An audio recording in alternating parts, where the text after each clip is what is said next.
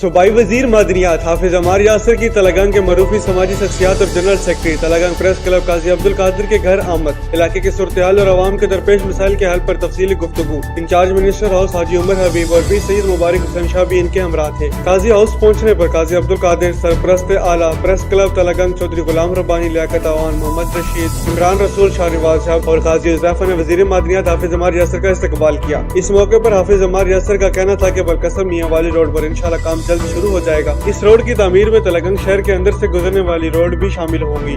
इस रोड के बनने से तलगंग शहर की खूबसूरती में बेपनाह इजाफा होगा। इनका मजीद कहना था कि काफ लीग को पहले भी जब इक़्तिदार मिला था तो चौधरी परवेज इलाही की खुसूसी शफकत की वजह से तलगंग और जिले चकवाल में अरबों रुपए की तरक्याती काम करवाए। अब भी इंशाल्लाह अपने इलाके की बेहतरी के लिए कोशिश जारी रखूंगा।